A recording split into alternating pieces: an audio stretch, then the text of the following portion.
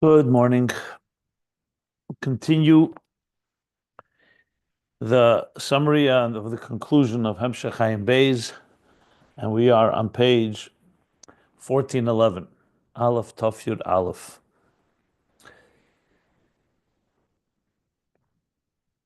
Discussing primarily the beginning, the Avodah, so to speak. Like he said, Lahavan Zeh Ba'Avodah. It was not just the concept, but how it plays out in our work, in our Avodah, in our service of God. So you could say like applying a chassidus to the Avodah Hashem of every individual. The two levels of what we initially were discussing about the two levels of the soul as it is in its root, connected to the etzem, which is even higher than Torah, and the neshama as it comes down below, where it needs Torah to direct and guide as a guiding light, siyua. And the operative example is the eyesight, sight, where the vision of the eye in the core of the soul is unlimited. But when the vision manifests within a keli, in a keli, koyach hariyah, in the ayin gashmi, the physical eye, there, obviously, it cannot see without an outside light, and there it's also limited according to the parameters of the keli. So in Elokus, that's hamshachas ha'eris in kelim, which refers to the hashgacha, like he spoke, the hashgacha that's connected to Einei Hashem, Einei Ha'eda, the Malachim, the Hashgach from Shem Elikim, which is subject to Eris and Kalim, and the Kalim have an effect on the Eir to the point that, in the physical sense, the eye vessel allows an eye to see physical matter. So the same thing as the neshama comes down below, we are now engaging with the physical world. And then there's the Oyer Lamaila Mekalim, what we call Pnimis HaKelim. That's the Hashgach from Shem Havaya.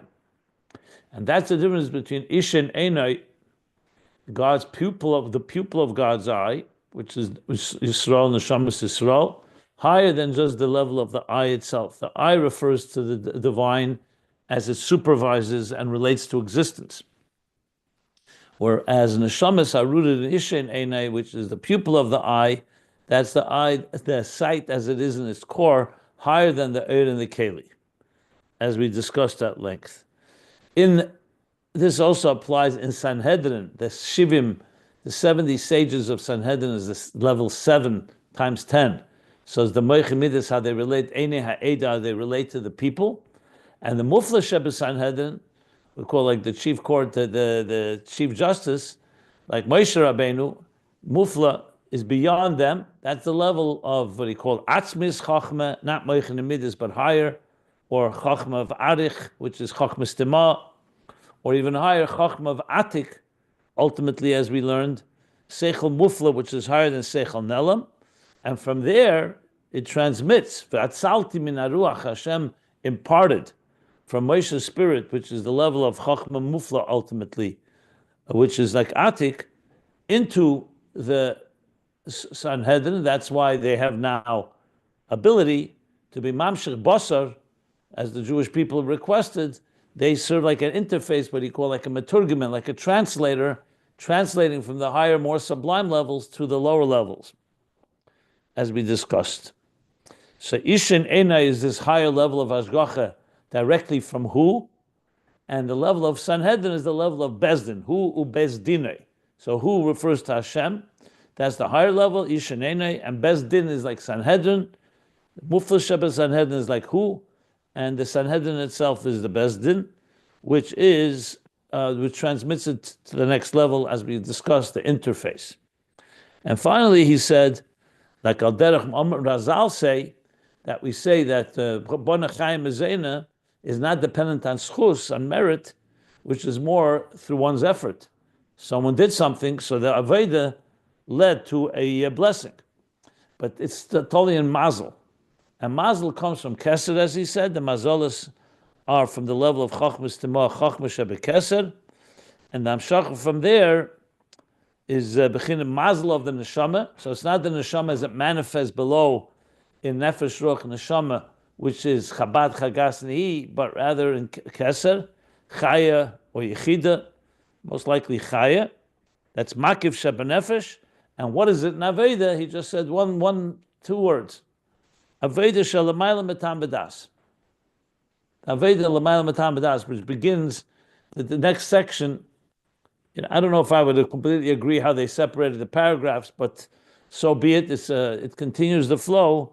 The Avodah Lamayla Metam B'das, which is yesterday, at the conclusion of the class, I explained the difference between Avodah that is super rational Avodah and Avodah within Tam B'das, which is within the Kalim that we can relate to. So when you understand godliness or you feel it, that's Eris and Kalim. That's Avodah of Tam B'das. When you go beyond that, when you go into the levels that are like Kabbalah Sel, Mesiras Nefesh, that's not based on our integration of the divine, but more on a more asmizdik connection, a more core connection. That's more the level of Makif. But you want to have a combination of both. So that's a summary of what we learned till here. So now the next section is as I said, I'm not going to learn everything, every line inside, because it's going to take a lot of time. Some of it is very dense, but I will definitely review the flow. And for those that want to get more details on any particular matter, remember we learned this, and I taught this a few years ago when we learned it the first time, and it's all available online on YouTube. You can find these classes on these pages as we learned them the first time. This time we're trying to learn it more in getting the bigger context of it all, to understand the bigger picture of Ayin Beis. But briefly, just to sum up what's going to happen now, the lay of the land here, so to speak, is this idea of neshamas and Torah as two levels in Riyah is going to be referred to as we go along, but he's not really going to come back to this for quite a while, and I'll tell you exactly where, and then I'll sum up what we're going to be learning.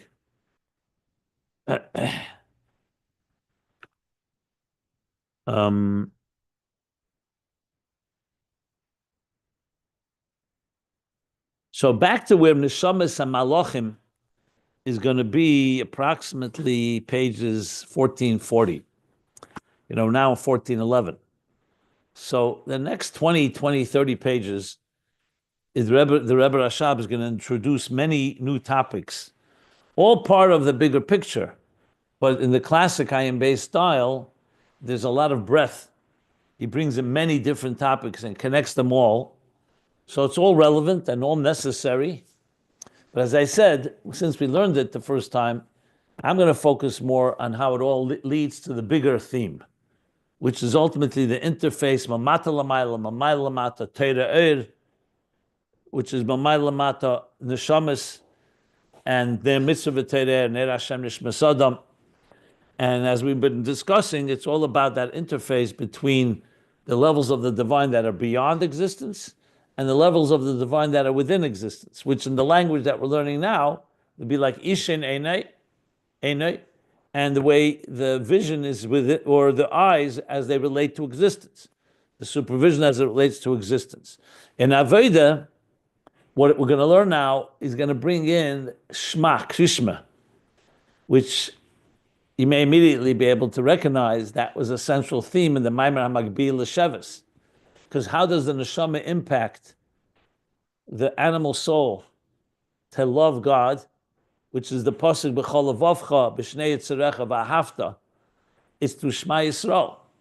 The izbananus of Shema Yisrael, Hashem Elokeinu, Hashem Echad, the unity of the divine with existence, is what leads the divine soul, the wick, to be able to influence the oil, the intelligence of the animal soul, to appreciate and ultimately be harnessed toward v'ahavta, to loving God, not itself and its own needs, and to use its seichel, to use the oil to fuel avos Hashem kirish b'yesh, the fiery flame of the love and passion for God.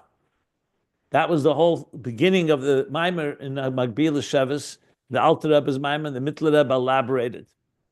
And we can get back to that at the end of the Hemshech, when he talks about how Shema ultimately allows the divine soul to influence the animal soul. The problem is that the Rebbe Rashab never finishes the topic. The Maimer and the Alter Rebbe and the Mittler Rebbe, they finish it. But now, even though he doesn't say it explicitly, he's going to speak in Avodah. The Shema Yisrael is that impacts that ultimately it should be V'hafta b'chol levavcha, which is B'shnei Yitzurecha, also the Nefesh Habamis, but then goes further than that. The next level is B'chol Nafshecho, and then there's B'chol Moedecha.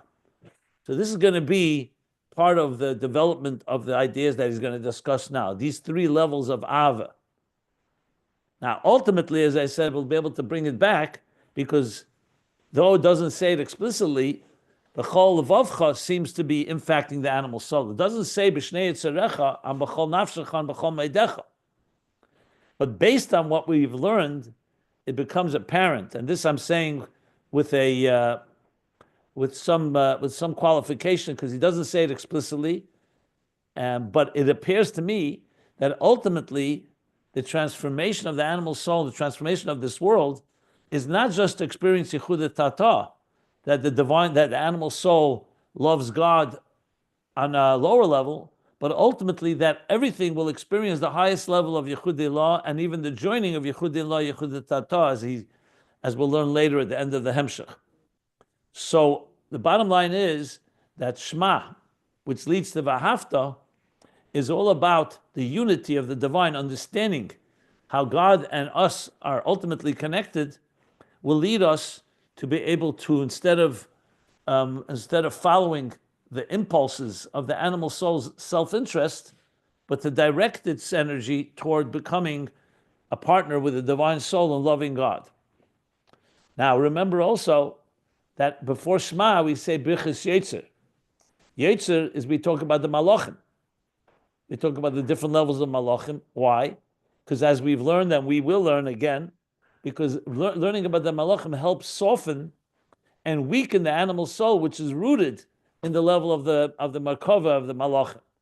So saying Birchas Yetzer, and before that Psukkah de Zimra, which is an addition from the Mittler Rebbe's Maimer, that basically the prayers that lead to Shema help prepare and prime the animal soul, which means everything, our engagement with this material world, to begin to be receptive to hearing another perspective, ultimately in Shema, the perspective that will lead it to V'haftas Hashem Elokecha b'chol levavcha b'shnei yitzarecha. Excuse me. So, although all this is not stated explicitly here, but this is a perfect example of something that we're informed by, because we learned the Maimorim now. Had we not learned the Maimorim of Amakbil L'Sheves, we would not know this connection. So now, being that the Rebbe Rashab never concluded the Hemshech, but we see the conclusion, the ideas that as they are in the other Maimorim, and now bring it back, you start seeing, so that's what's going on here. So basically, in Avodah, Einei Hashem, which is like the Malachim or the Sanhedrin as they relate to existence, in Avodah is how we work with, in the Eretz and Kelim, where we work on our terms. Like I mentioned yesterday, when you begin any Avodah, it has to work in the Kelim of the recipient. Think of a teacher and a student. You can't start teaching the student the most brilliant ideas. You have to first say, okay, let's discuss things. Let's learn Aleph Beis, ABC. Let's begin at the beginning. And slowly, mutfa, murgish, muskel, as a child grows from younger age and matures, that maturity consists of expanding our containers and being able to appreciate things that are beyond our own interest.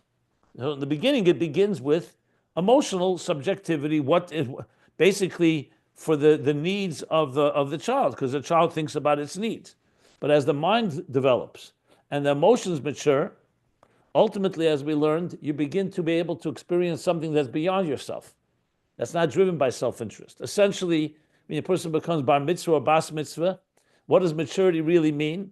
It's not just that you're smarter, it's that you're able to control your subjective emotions, that you don't just follow whatever your impulse says, and that you're able to focus on the purpose of your life, not just on survival. So ultimately, this level of growth, we start, in other words, with the Eretz and Kem Elokus as it relates to us, B'chol levavcha, and then we move to B'chol Nafshecha, as I'll explain, is L'mayla Mitam V'das. Not just an Avodah on our terms, but an Avodah from the level of Chesed, Ishin Einai. So essentially, the neshama begins its process from the bottom up. It's dealing with the concealment of living in this world, and neshama slowly, even though neshama is extremely powerful and is rooted in tahiri Allah, all the way in the etzem, on the highest levels. But practically speaking, for the Avodah, the neshama has to climb step by step. And as it climbs step by step, it's learning Torah, doing mitzvahs, integrating Torah, that's illuminating as a guiding light, a siyua, like an eye, that it'll be able to see in the dark because there's a light shining. And we're being guided by our teachers and our guides, our Einei Ha'eda, including with the support of B'chis Yetzer of Malachim. So that allows us to grow, and as we grow, the student becomes more acclimated and more and expands its containers and refines those containers to be able to receive higher levels of light, all the way to Torah not just near mitzvah itself, atzmi, to the point where you can actually begin that the neshama gets it triggers the root of the neshama where it starts becoming a mashpia into Torah, because ultimately the neshama is higher than Torah, but you have to get to that point. So first you have to work on levels where the neshama is receiving Eris and Kalim on its terms, and then it can grow to an Avodah l'mayla matam v'das. Now, of course, this isn't just in time. Every day in our Avodah we have all three. We say b'chol avavcha, b'chol nafshecho, b'chol meidecha.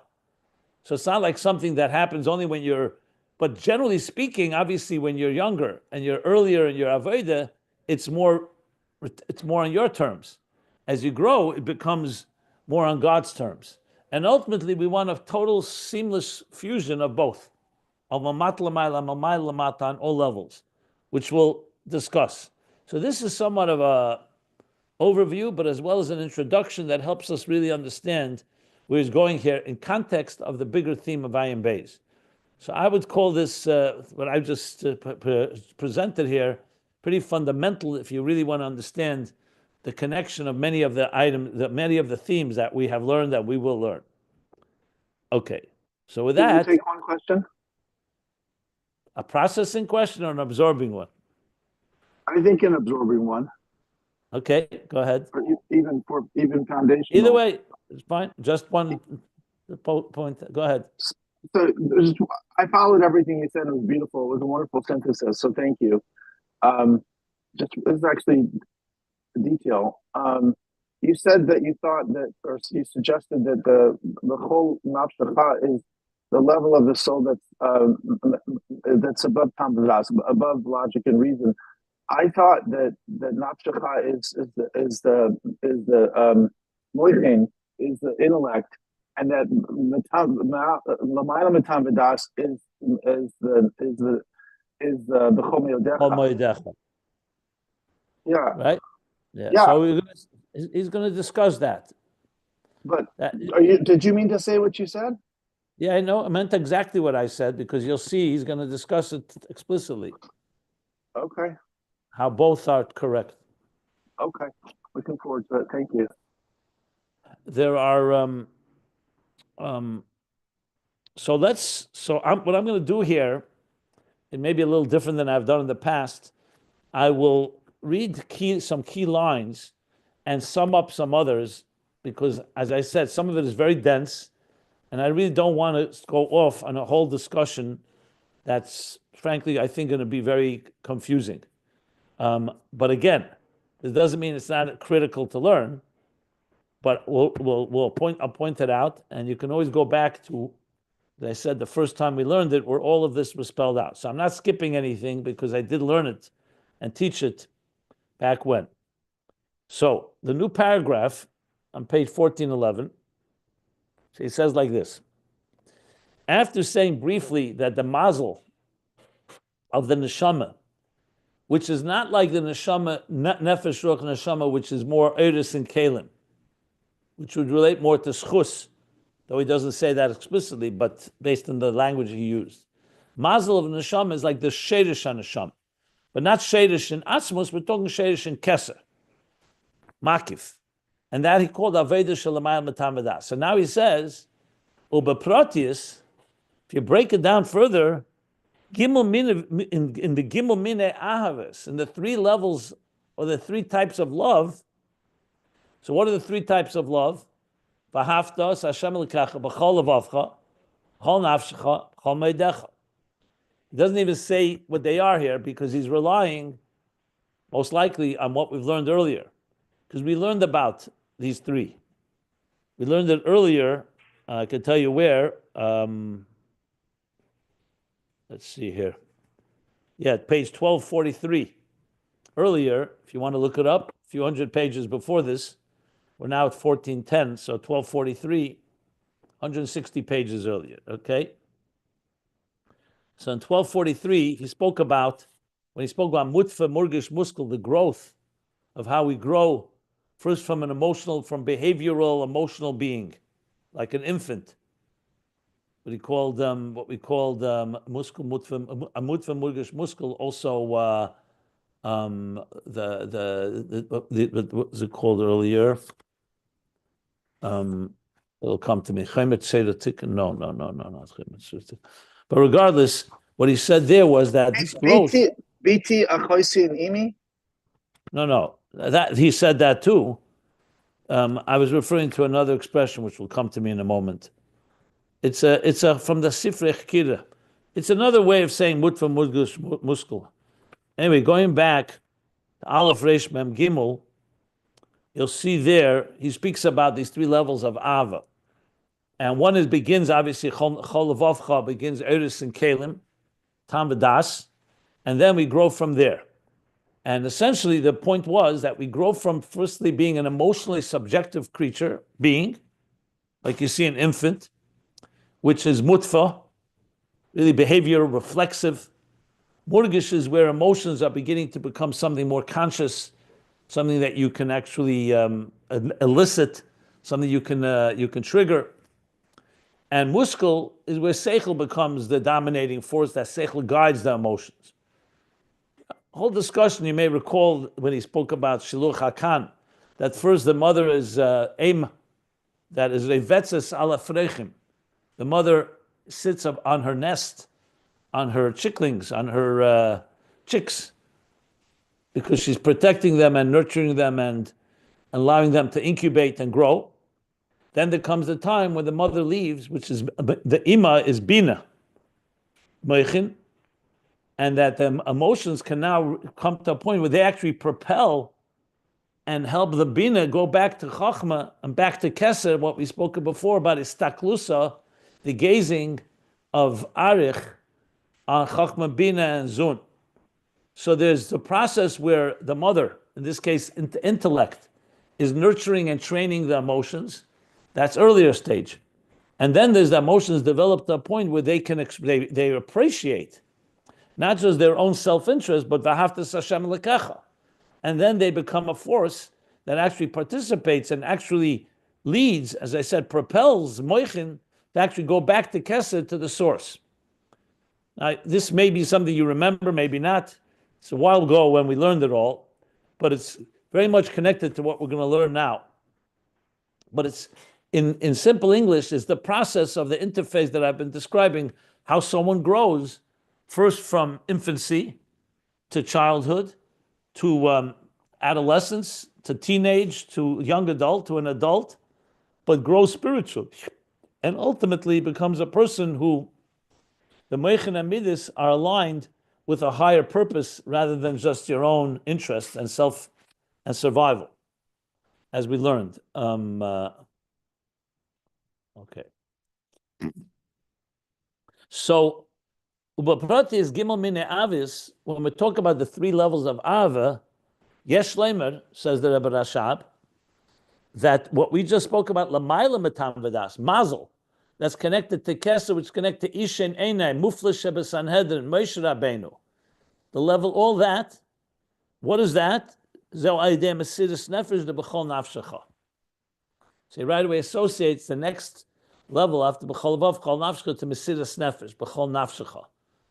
You're not just giving all your heart to God, to loving God, but your whole nefesh, B'chol Nafshecho. Nefesh means Mesiris Nefesh. You're dedicating your Mesiris Nefesh is an Avodah L'mayla Matam V'das. Now, of course, you could say, so where's B'chol Moedecha fit into all of this? Well, we'll get to that shortly. So I'm going to, okay, so he now quotes from the Emek HaMelech that says clearly, in explaining the Mishnah, B'chol Nafshecho, so the Mishnah says, Afilu hu noitel es nafshecha. The expression is, B'chol Nafshecha means even if he takes your soul, that's how much you love God. In other words, you're ready to give away your life. B'chol Avavcha doesn't say that. B'chol Avavcha says you dedicate all your life, your entire heart, and both sides of the heart, to godliness, to loving God. V'ahavta Hashem Elokecha. B'chol Nafshecha, the Mishnah in Bracha says, even afilu hu neitles nafshecha. So the Emek HaMelech, which is a Kabbalistic sefer, explains what is who. You say who neitles nafshecha. It doesn't say Hashem, Kadosh Baruch Hu, or Ata. It says who. So this who is going to now connect to who ubezdine of the previous paragraph. Remember, who is the level of Ishin Einai that's higher than the Bezdin. Who Loshen, that's what he said. We learned above that her, which is connected to the level of Moshe Rabbeinu, Ishin Einai, Muflish Shebesanhedna, Atik, or at least Keser. So he says this is the who. Who dafka loshen nister. So we know when you say Ata, Baruch Ata, Ata means you. You is in the first person, or the second person, I should say. So I'm speaking to you face to face. It means it's loshen neichach in Hebrew. You're present. When the person is present, you don't say who. I don't say him.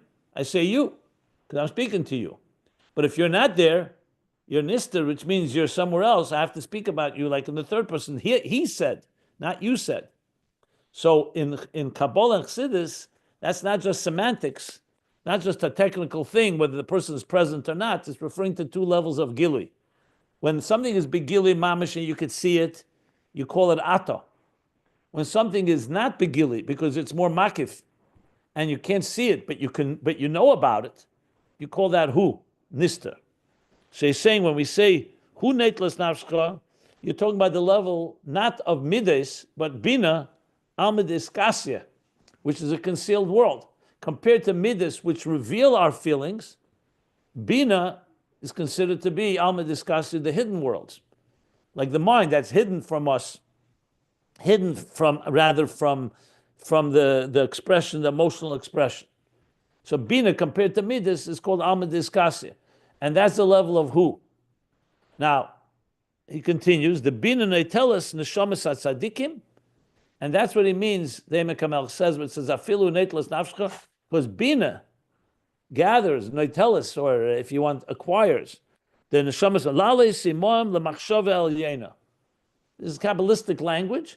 It's basically, because there's, like I mentioned before with aim, there's where bina engages and educates and trains. The mother is training her children, or like a teacher engaging with the students. But then there's bina as it is on its own, where then it elevates whatever it's being mashpia on to a level of almid diskasya hu, that level, to elevate them lemachshava el yena. What's machshava el yena, says the Rebbe Rashab? That's the level of b'chinas hainu, b'chinas moiches Stimaah, shazer ikar b'chinas hu. So here he's connecting it to what we learned. So bina basically becomes like the bridge that now elevates the emotions to the level of moiches Stimaah, which is the main primary level of hu. So even though bina, in Emek HaMelech, he says is hu, but bina is really a stepping stone to lead it to the main hu, which the real nister is of course keser, like he calls it moiches Stimaah. The moiches nister, because bina at the end of the day is almid diskasya relative to emotions, because the emotions cannot fully appreciate the contemplation or the comprehension that went into giving birth to these emotions. But when you talk about real, you want to talk about real nister, who obviously moiches Stimaah, supra conscious, is much higher than bina itself. So bina is like a step, he says, to that. Now this is all in the parentheses. So again, I'm going to just quickly, I'm not going to go through every line because again, there's some very dense points here, but I'll make sure it's very clear. So he says, Why that, bina? why Bina? Why not Chochmah?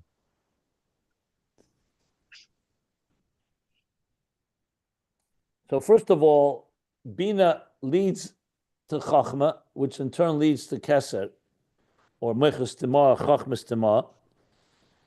Bina is Havana Vasoga. If you want to contemplate on Shema Yisrael and bring Ava, Chachma is just a spark of an idea. So though Chachma is the spark that leads to Bina, but the main, when you say who nurtures emotions, who nurtures the children, who nurses them, who takes care of them, like a mother, not the father.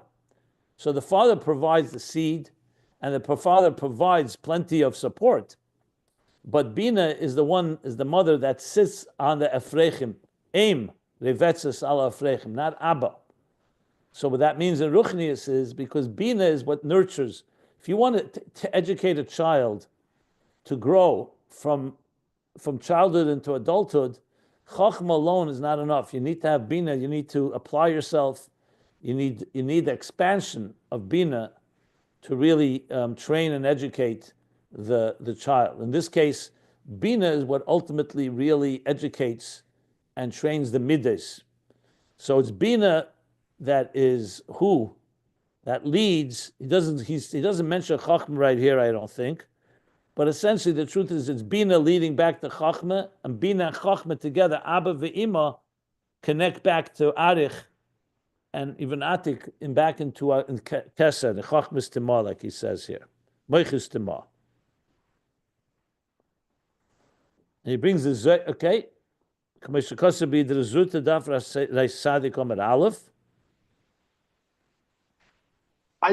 personally don't understand just how Bina, which is understanding, can reach a level that is about concealed wisdom. By definition, it's something that can't be comprehended. Well, remember, Bina comes from that place that's beyond comprehension. So Bina is not an independent entity. Everything began from the supraconscious, and then it trickled in. Okay. With into the conscious. So the truth is, you hear the expression "pnimius Abba, pnimius Atik." Sometimes it says "pnimius Bina, pnimius Atik." So they're all rooted there, even though you cannot directly, consciously connect to it. But when there's enough contemplation, and this is what we learned at length earlier, in early stages, you're correct. It's like when a person just begins to use their mind is not going to be able to really appreciate things that are beyond intellect. But then there comes a point where we realize, as I've mentioned a number of times, that intellect is really a tool to help us experience a reality greater than ourselves. So then in that sense, when Bina really develops and matures properly, ultimately it begins to help us understand that there is a superconscious level. And the question is how much you can understand of it? Well, there's different levels, obviously. Everything is relative. It's just like here, we're learning here at levels of Lifnei Tzimtzum, and we're using our Chachma and Bina to try to understand it. So there's always going to be a limits. I'm not suggesting that Bina in its conscious state can just fully experience Mechus Stimaah. Obviously not. That's why it's Stimaah. But it can lead us there.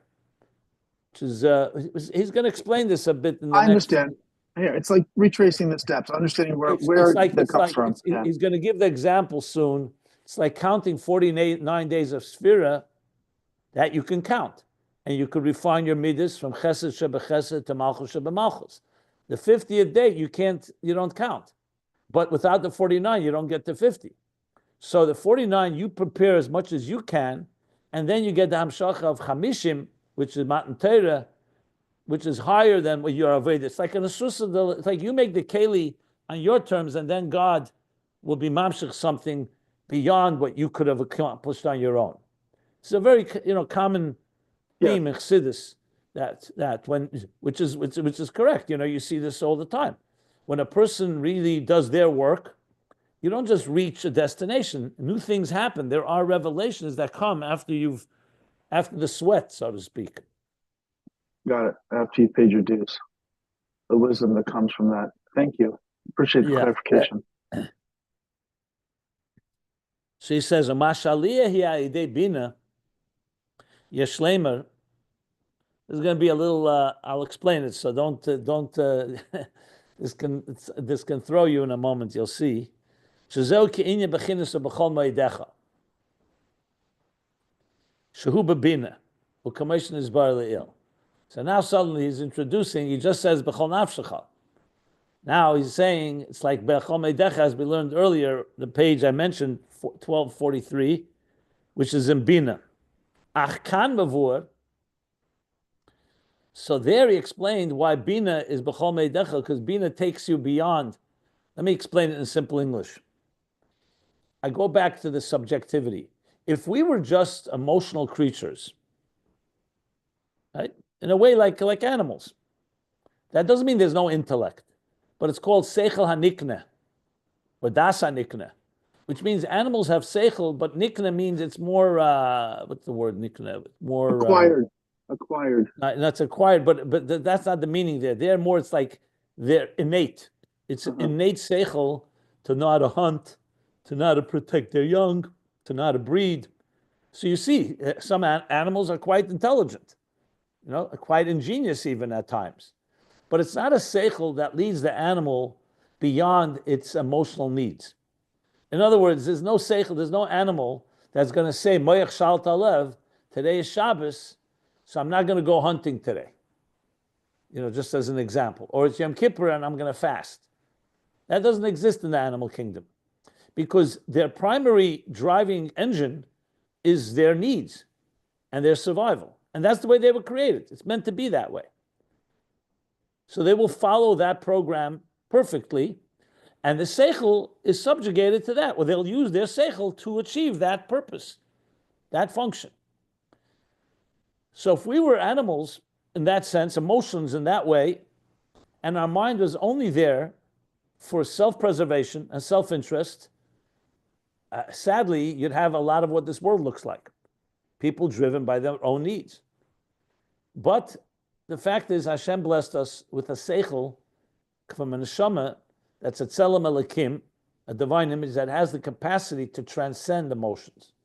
Which means, even though you may say, hey, I have a need right now, I'm more powerful, I can step on another person and take away what they have, which is a big part of our history, where the more powerful abused and mistreated the weaker for their own needs, exploited them, hurt them, controlled them. I mean, the history of control, which again, unfortunately exists. But the Torah comes and tells us, no, you're a human being. You're not an animal.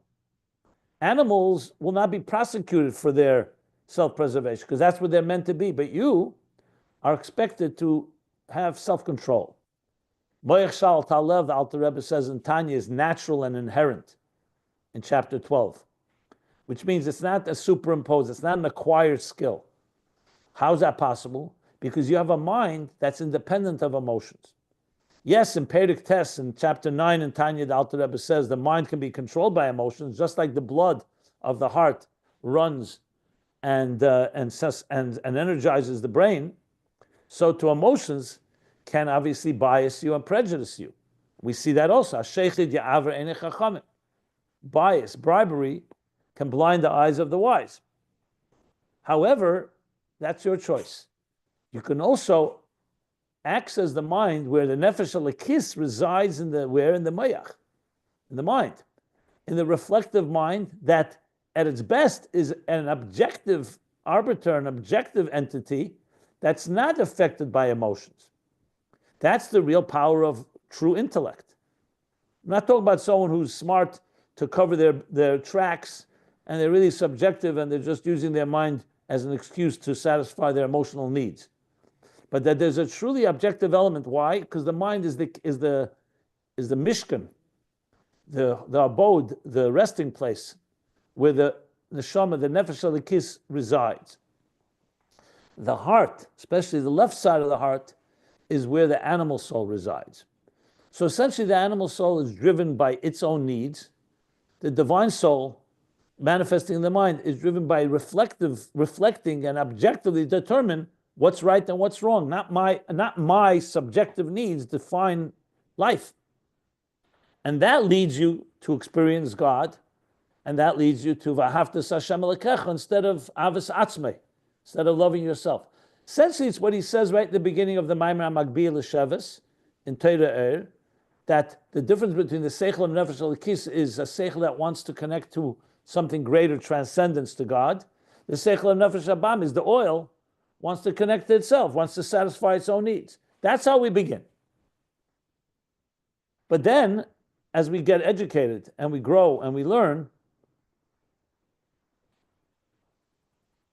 what happens next is the mind, the emotions develop, the mind develops, and the mind is meant to train the emotions.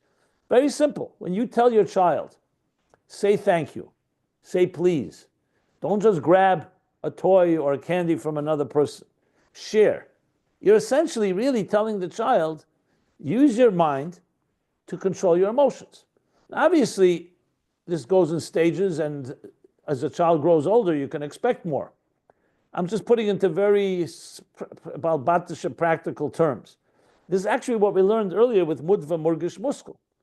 But ultimately, how high can you go? You can come to a point. I mean, I'm talking now the highest level. You talk about Avos Hein Hen Amarkova.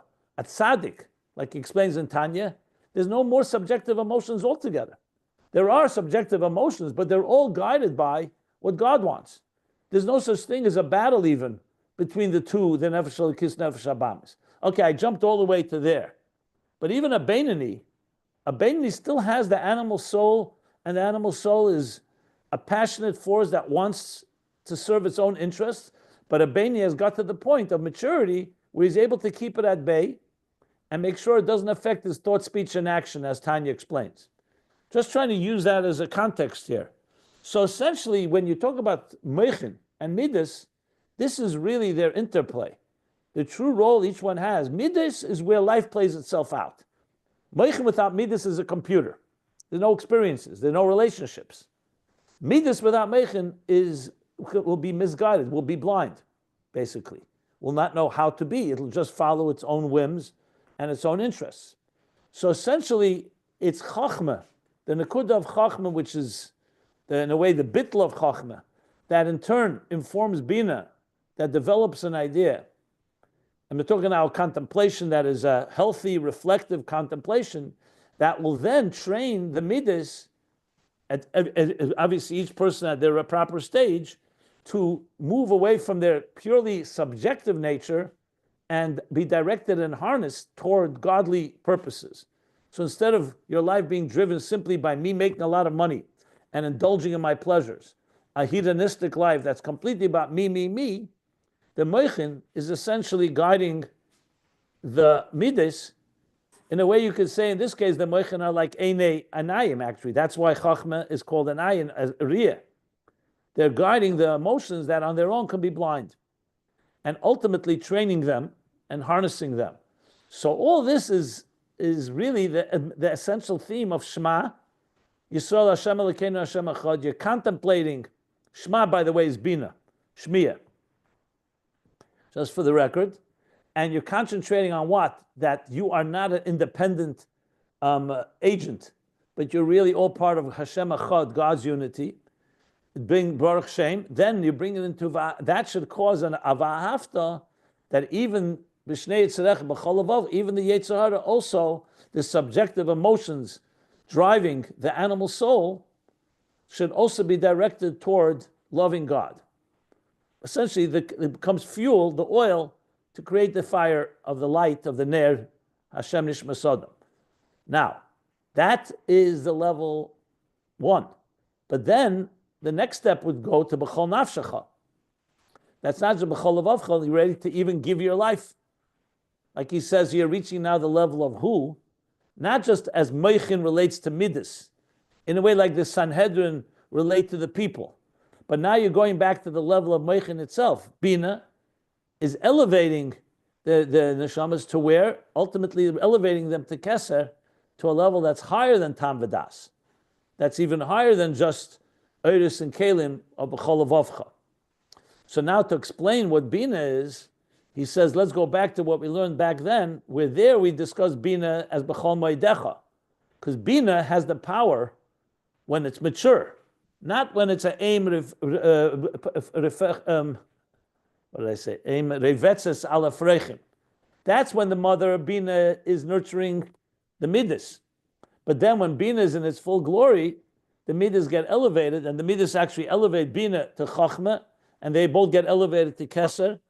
So there he explained that's why Bina is B'chol Meidecha, because it leads us to a place beyond ourselves. But he says, but V'kan, Achkan Mavur, that's how it's explained earlier on page 1243. Achkan Mavur says that Rebbe Rashab, Shubchin is B'chol Nafshecho. Now when you break it down further, here we're discussing that Bina is the level of B'chol Nafshecha. As I pointed out again many times, this is, you'll find throughout Chassidus rampant, that levels can be very exchangeable. Sometimes a level is the level of Chachma, sometimes the level of Arich, sometimes the level of Atik. He's making it very clear that there are different ways it's explained. So generally speaking, you can speak about Bina B'chol Meidecha, but here he's breaking down that Bina is not the ultimate B'chol Meidecha. We'll soon learn what it is. But here he's breaking that even B'chol Nafshecha is already a level that's beyond the B'chol Avavcha of Eirus and Kalim. So why is he citing what we learned earlier? Because he wants to say whatever we learned earlier, how Bina leads us to a place that's beyond structure of Midas, we could apply also here when we say that Bina is B'chol Nafshecha. So really what he's using here is where he says, look at what I explained earlier about Bina B'chol Meidecha, and you could also apply that the way that we're explaining it here, B'chol Nafshecha, that Bina is beyond the structure of the Midas. That's basically what he says. As he continues on, he says that the Bina B'chinas Shvi'ah, Shezeu Ischabers the Elyon V'Tachten. Bina is the seventh sphere.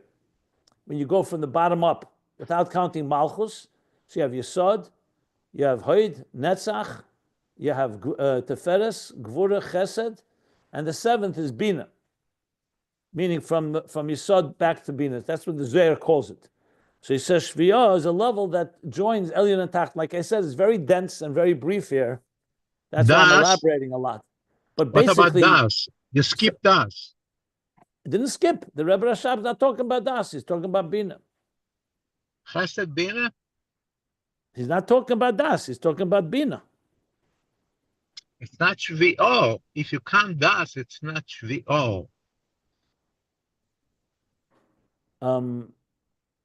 Well, you don't count Das. That's the point, because you're counting Keser. So I believe it goes like this. We learned earlier, he explained earlier why it's the seventh. I think he said, I don't think you count Das. I don't think he counts Das. Oh, that's what you meant by Das. I think he said Yesod, Hoid, Netzach, Teferes, Gvura, Chesed, Bina. Yeah, not counting Das. When he counts Aim, Refeches Alavreichim, Revetzes Alavreichim, I don't think he counts Das, if I recall correctly. I have to look it up. Earlier, he explained why it's 7. I know for sure you don't count Malchus. It's like the 7th day. That's why Bina is sometimes associated with Shabbos. Sometimes it's the 8th sphere from the bottom up. And sometimes it's the 9th sphere, because Chochmah would be the 10th. Yeah. I'll look it up and I'll tell you what I find. For sure, we discussed it earlier, why it's Shvi'ah. I'm trying to remember where. Was it in this volume or the previous volume? I have to look. I'll look. I think we talked about, I don't remember which volume, but we talked about when you're considering Kesser, or when you're considering the super you don't count Das. You don't count Das. Yeah. Right, that's what I'm saying. Yeah. In order to get the Lamala Matamadas, you have to consider Kesser is that location. So to incorporate that into the scheme, you have to. Yeah, you're right. You don't. Yeah, exactly.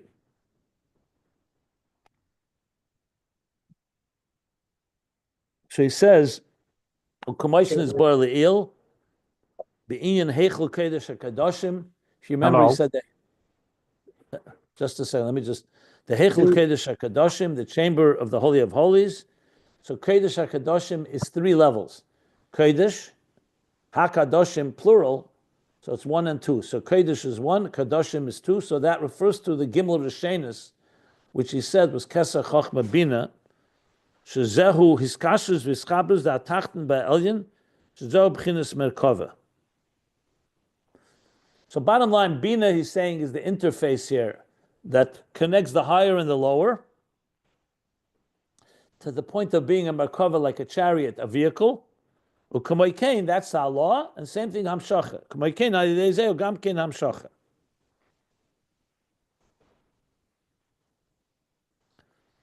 So bottom line is, he's saying that Bina is the bridge between Mochin and Midas, which ultimately leads it to back to Mochin Stimaah and Keser. That's one thing. The next Yesh Shleimer just explains it further. Gam Yesh Shleimer, according to, because remember I mentioned before, how do you get to a place that's beyond Tam V'das through Tam V'das? She says we can understand it according to the Biyudei HaZoyar that mazel, that even the level of mazel that we talked about, remember we said the mazel toli milsa, not b'schus, but the mazel itself, to make a keli for the mazel, he says zeu aidei seidus habezdin dehechel aschus. That even the mazel is accessed through the stimulation, through being triggered from the bezdin of hechel aschus, what we learned before about who ubezdin. We said who is the level of mazel. But the bezdin, the hechel aschus, can awaken that mazel. So you see here how a lower level awakens the higher level. So even though mazel is higher than schus, but it is still affected by, like I mentioned, like he says now next page. Continues. So he says this is like piskuli kechudesh shalmachat. Hashem says, "Open for me up like the eye of a needle, a small level. V'ani eftach lecha kepiska shel hechel, and I will open for you up an expansive hechel, a chamber." And he compares that. He says, "This is keinyan tispiru chamishim yaim, the counting of the 50th day, Shad Hanun, the 50th gate of Bina, al yidei sfiras hamemtes yomim, memtes shari Bina." By counting the 49 gates of Bina, which is counting the 49 days, which corresponds to the 49 gates of Bina. Bottom line is, he's explaining how Bina, as I said, intelligence, which lifts us up beyond the subjectivity of the emotions, opens us up to experiencing the transcendent even higher than Bina itself, all the way to Shar Hanun, or what he calls the Mazel, or what he calls here B'chol Nafshecho, and earlier was B'chol Meidecha, that's beyond the regular structure. That's briefly what he just said in the parentheses. It's a lot of explanation.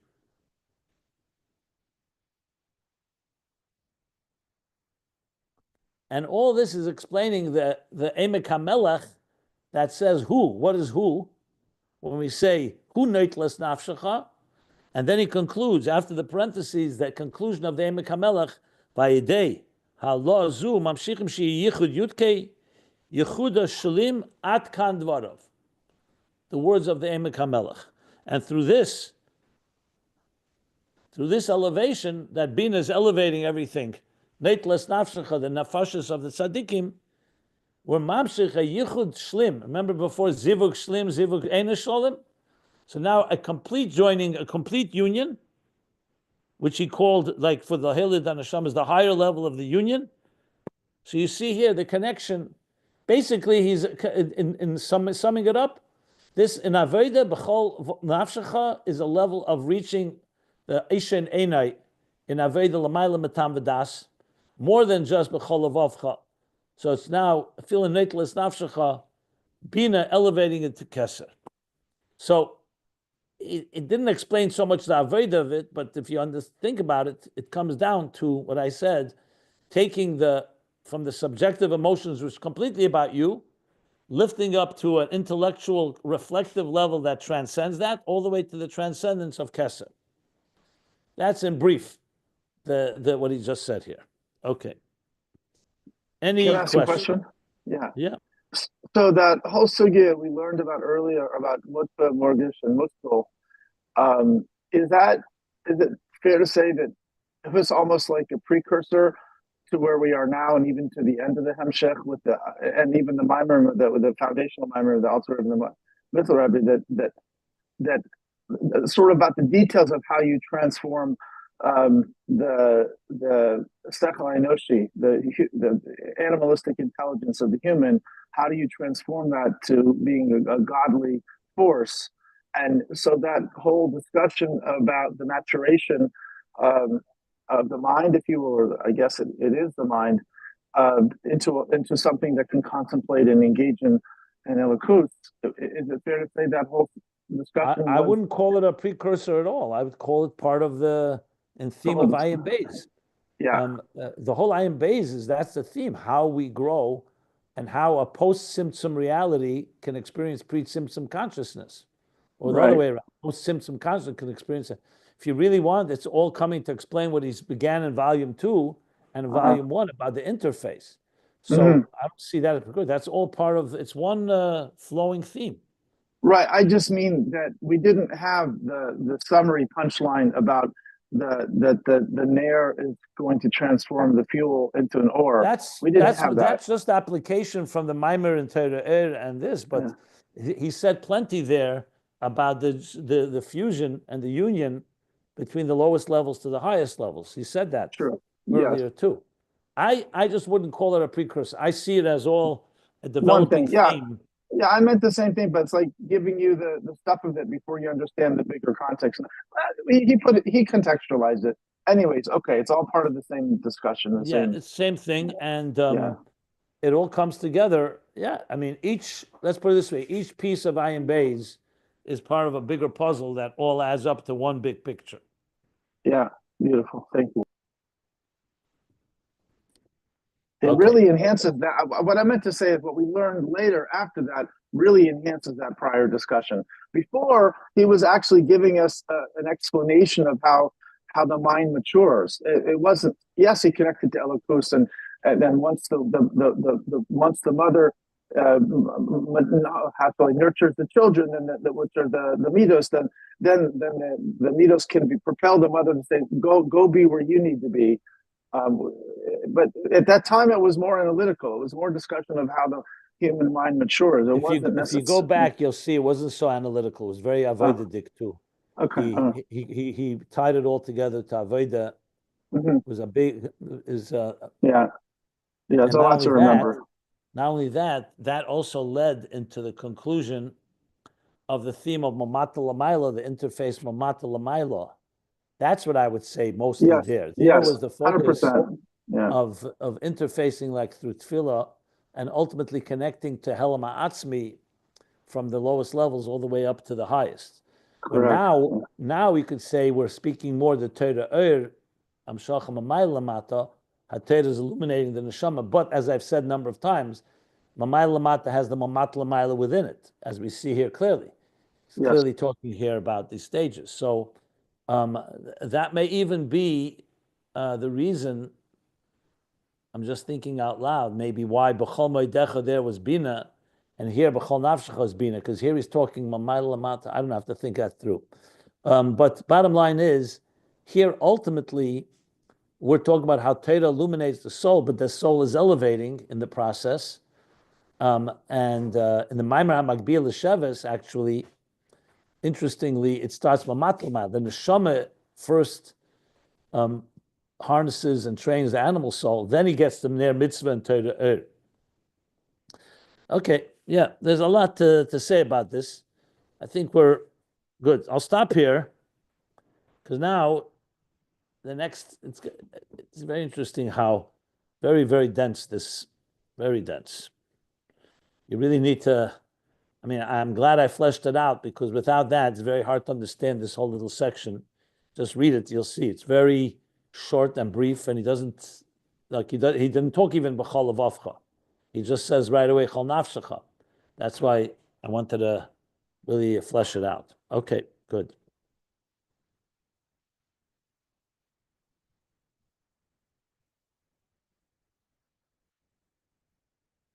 The next section, I would probably make a new paragraph. Okay. So we'll stop here. Any other questions? Okay. We'll stop by Hina Yadua, like 2/3 of the way or 3/4 of the way down.